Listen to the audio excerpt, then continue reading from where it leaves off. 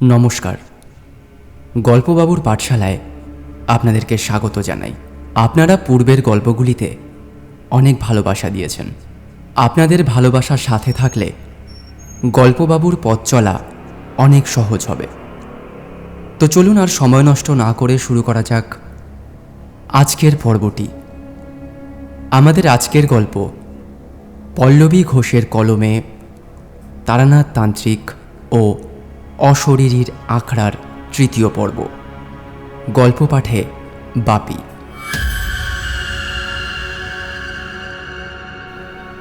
আমি জঙ্গলের বাকি জায়গা ঘুরে ফিরে এলাম।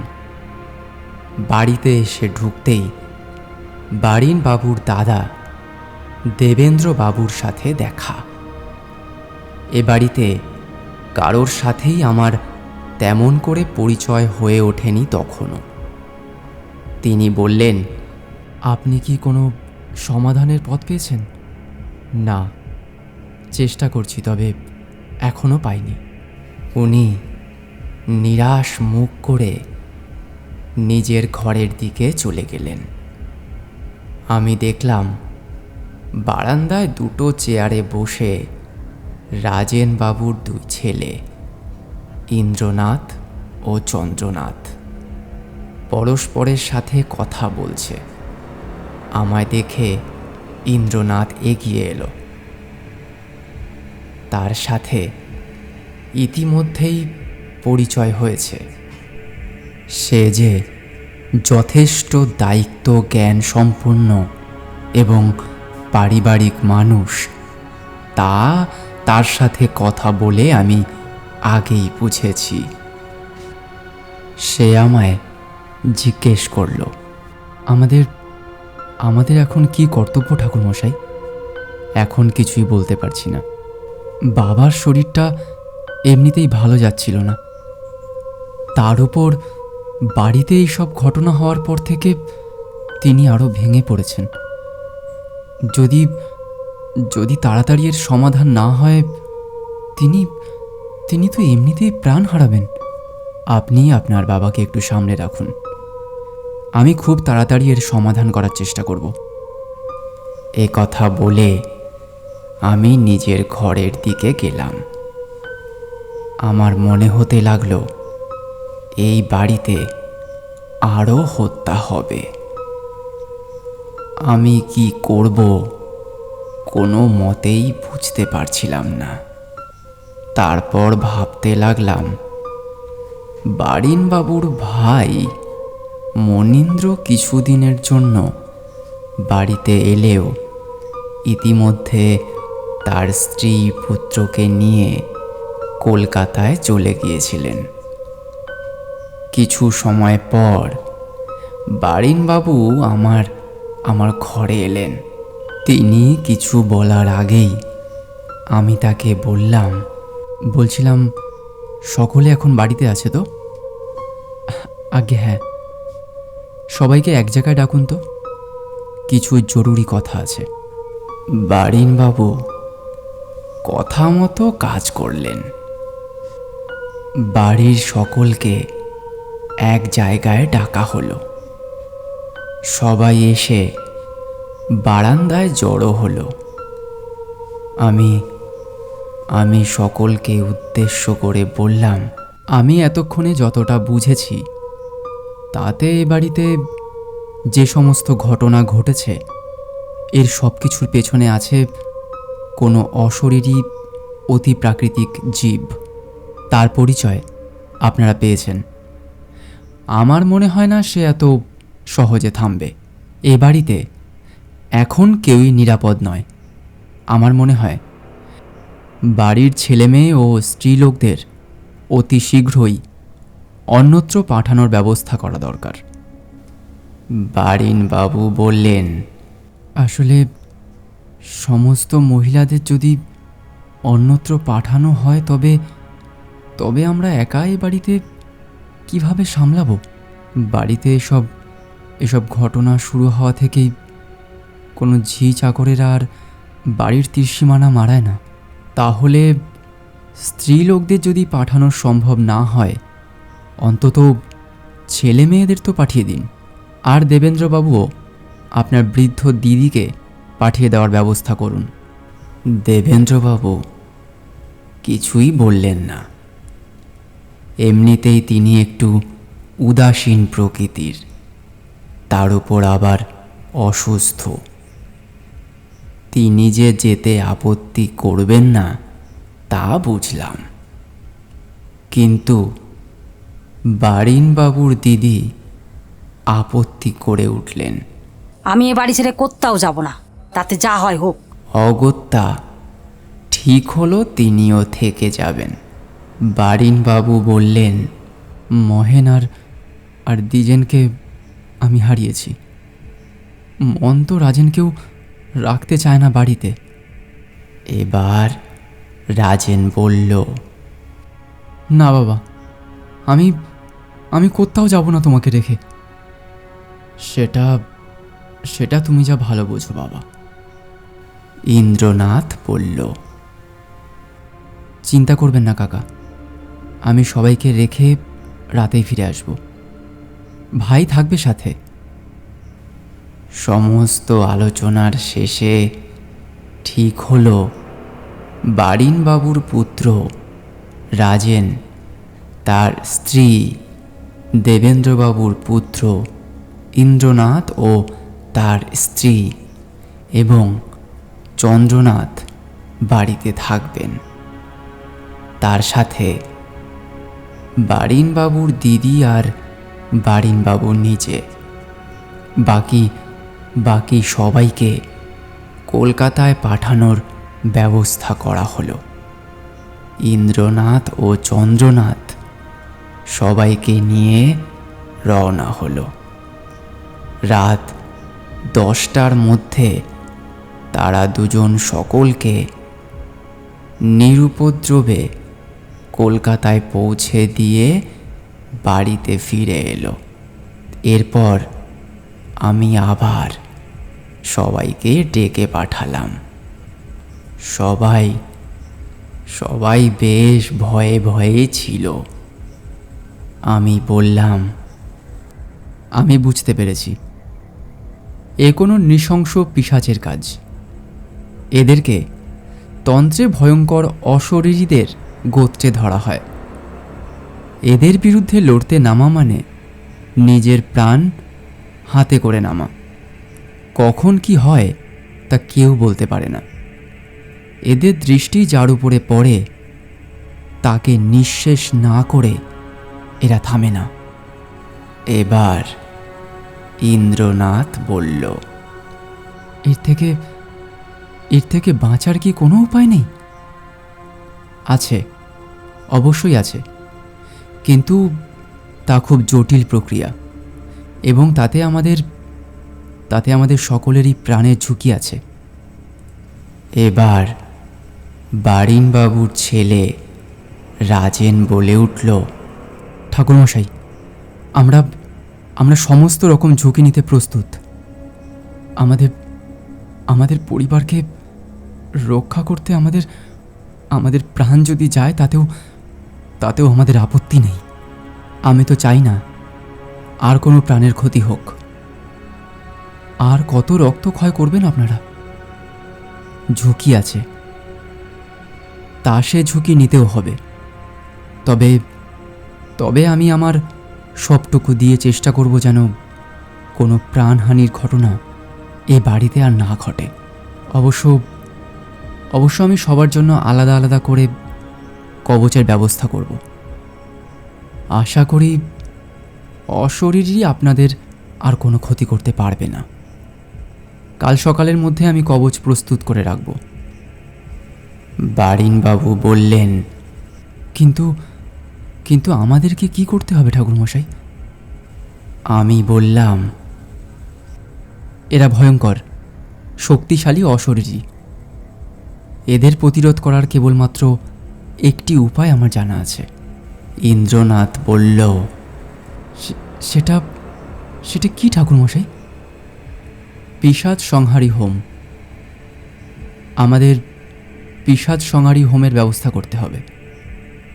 এছাড়া আর কোনো উপায় আমার জানা নেই। বারিনবাবু বললেন, আবার হোম? হোমের কথা শুনলেই আমার আমার ভয় হয় ঠাকুরমশাই। এবার ইন্দ্রনাথ বলল, কেন, ভয়ের কি আছে? এতগুলো প্রাণ চলে গেল। আচ্ছা, আর কি ভয় পেয়ে কোনো লাভ আছে? আরে কিছু তো একটা করতে হবে। তখন আমি বললাম, হ্যাঁ, এ হোম ছাড়া এ বিপদ থেকে বাঁচার আর কোনো উপায় আমি দেখছি না। বারিনবাবু বললেন, তা আপনি যা ভালো বোঝেন ঠাকুরমশাই। হোম করতে কি কি প্রয়োজন আপনি বলুন, আমি যত তাড়াতাড়ি সম্ভব ব্যবস্থা করছি। দেখুন, পিশাচ সংহারী হোম এর মূল উদ্দেশ্য হল এই বাড়িকে পিশাচ মুক্ত করা। এর জন্য পিশাচতন্ত্রে প্রয়োজনীয় কিছু বিশেষ উপাচারের ব্যবস্থা আমাদেরকে করতে হবে। আমি তাদেরকে যে সমস্ত উপাচারের কথা বলেছিলাম তা তোমরা বিশ্বাস করবে না। কিশোরী বলল, কেন ঠাকুরমশাই, কি কি ছিল ওই উপাচারে? বললাম তো, তোমাদের বিশ্বাস হবে না, আর তোমরা ভয়ও পেতে পারো। না না, বলুন না ঠাকুরমশাই। কাক বন্ধা মহিষের রক্ত, মৃত শেয়ালের নাভি, চামচিকের হৃৎপিণ্ড। আমি আর কিশোরী হাঁ হয়ে তাকিয়ে রইলাম। তারানাথ বলে উঠল, কি হে, বিশ্বাস করলে না তো? আমি তো বলেইছিলাম তোমরা ভাবতেও পারবে না। আমি বললাম, আপনি পরের ঘটনা বলুন ঠাকুরমশাই, আমরা জানি আপনি কি কি কাজ করতে পারেন। তারপর তারানাথ আবার বলতে শুরু করল, পিশাচতন্ত্রে সবচেয়ে প্রথমে যা প্রয়োজন ছিল তা হল মৃত পশুর চামড়ার সাথে শ্মশানের ছাই মাটি দিয়ে তৈরি একটা আসন। আমি বারিনবাবুকে সমস্ত উপাচারের তালিকা দিয়ে শেষে বললাম, একটা আসন আনতে হবে। কাল আমাকে এখানকার কোনো শ্মশানের ঠিকানা বলে দেবেন। এবার বারিনবাবুর পুত্র বলল, আমি নিয়ে যাবো কাল আপনাকে। আমি বললাম, আচ্ছা বেশ, ভোর 4টের সময় রওনা হব। এ কাজ যত তাড়াতাড়ি করা যায় ততই ভালো। তবে মাথায় রাখবেন, যজ্ঞের সমাপ্তির আগে পর্যন্ত অবশ্যই ওই কবচ আপনাদের সাথে রাখবেন। সারাদিন আমার কম ধকল যায়নি, তাই একটু বিশ্রামের প্রয়োজন। এই বলে ঘরের মধ্যে চলে গেলাম, কিন্তু বিশ্রাম নেওয়া আর হলো না। আমি বাড়ির সকলের জন্য কবচ তৈরি করছি। তখনও মাথার মধ্যে সেই বিড়ালের খুলির ব্যাপারটা ঘুরপাক খাচ্ছে। আমি বুঝতে পারছিলাম না যে বারিনবাবুকে আদেও কথাটা জানাবো কি না। উনি দিঘির পাড়ে কিছু একটা বলতে গিয়েও বললেন না। আমার মনে হলো উনি আমার থেকে কিছু একটা লুকোচ্ছেন। তাছাড়া ওনার দিঘির পাড়ে এমন অদ্ভুত হোমের আয়োজন করা হয়েছে তা কিছুই উনি জানতেন না। যদি জানতেনই তবে আমার কাছ থেকে সেগুলো এড়িয়ে যাচ্ছেন কেন? আমার কাছে সব কিছুই কেমন ধোঁয়াশার মতো লাগলো। কিছু একটা রহস্য লুকিয়ে আছে, তা আমি ভালোই বুঝতে পারলাম। তাছাড়া এই সমস্ত ঘটনার সাথে আমার একটা আত্মসংযোগের যে অনুভূতি, তারই বা অর্থ কী তা আমি বুঝতে পারছিলাম না। বেশ রাত অবধি জেগে এসবই ভাবতে লাগলাম সেদিন। এসব ভাবতে ভাবতে কবচ প্রস্তুত শেষ হলো। তারপর হয়তো সবেমাত্র একটু একটু চোখ বুজে এসেছে, তখনই বাইরে থেকে ভেসে আসা এক উত্তেজিত কণ্ঠস্বর আমার কাঁচা ঘুমটা ভেঙে গেল। আমি কান পেতে শোনার চেষ্টা করলাম কি কথা হচ্ছে, কিন্তু পরিষ্কার বুঝতে পারলাম না। আমি উঠে বাইরে গেলাম।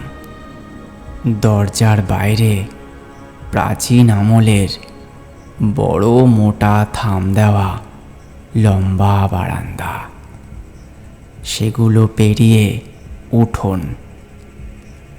আমি একটা থামের আড়াল থেকে দেখলাম বারিনবাবুর কার সাথে যেন কথা কাটাকাটি চলছে। ঠিক করলাম আড়াল থেকেই শুনি, সেখানে যাওয়ার কোনো প্রয়োজন নেই। থামের আড়াল থেকেই শুনলাম একজন স্ত্রীলোকের কণ্ঠ। তাকে কখনো দেখতে পাইনি। আমি একটু বাঁদিক ঘেঁষে উকি দিলাম। অন্ধকারে যেটুকু শারীরিক গঠন দেখা গেল আর যা কণ্ঠস্বর শুনতে পেলাম, তাতে বুঝলাম যার সাথে বারিনবাবুর বাগবিতণ্ডা চলছে তিনি আর কেউ নন, তারই দিদি। গভীর রাতে বাড়ির উঠোনের মাঝে দাঁড়িয়ে এমন বাগবিতণ্ডা, কারণ বুঝতে পারলাম না। কিছুটা দূরে আড়াল থেকে তাদের কথাগুলো শুনলেও তা বেশ আমার কানে আসছিল। বারিনবাবু উত্তেজিত স্বরে বললেন, কি যা তা বকছো দিদি তুমি? যা খুশি বললেই হলো। তার দিদি বেশ চড়া সুরেই জবাব দিলেন, আমি আদৌ বাজে বকছি কিনা তুমি নিজে ভেবে দেখো। সে ছেলে যে তোমার সাথে দেখা করতে এসেছিল তা আমি জানি না ভাবছো? এ বাড়িতে যা কিছু হয় কোনো কিছুই আমার অগোচর না। আমি বিধবা মানুষ, তোমার ঘরে আছি, খাচ্ছি, তাই কোনো কথা বলি না। এভাবে কথা বলবেন না। এভাবে কথা বলে আমাকে লজ্জা দেবে না। তোমাকে আমরা কোনোদিনও পর মনে করিনি। আপন ভাবলে আমার কথা মতো তাকেও সেদিন তুমি আপন করে নিতে পারতে, তা তুমি করনি। এসব মানদাত্তার আমলের পুরনো কথা কেন টানছো দিদি? কোনো মানে হয় এসব কথার এখন? এমনিতেই বিপদের শেষ নেই, আর তুমি এখন এসব নিয়ে ঝামেলা করবে? কে কখন মরবে সেই ভয়ে সময় কাটছে, আর তুমি... ভয়ের সময় তো তোমার জন্যই কাটছে। এসব তোমারই পাপের ফল। এখন দয়া করে তুমি এসব রাখো, তোমার দুটি পায়ে পড়ি আমি। হ্যাঁ, তাই না তাই, এতদিন ধরে যখন রেখেই এসেছি, তবে আজ আর কেন? বারিনবাবুর দিদি রেগে গটগট করে এদিকেই আসছিলেন।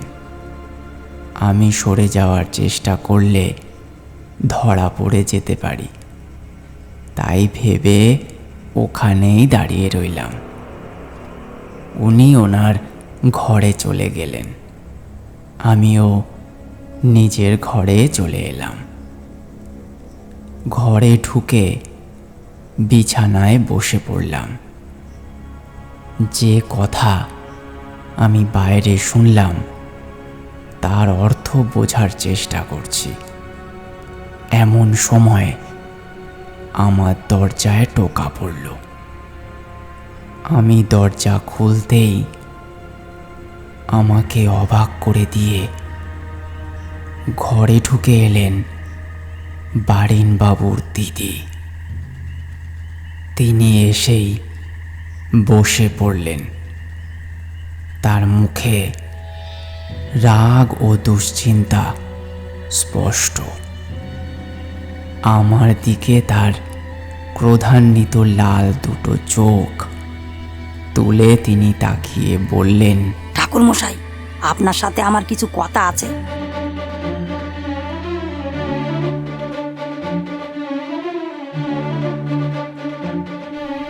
অসংখ্য ধন্যবাদ। আমাদের আজকের গল্পটি আপনাদের কেমন লাগলো আমাদেরকে কমেন্টস করে জানান।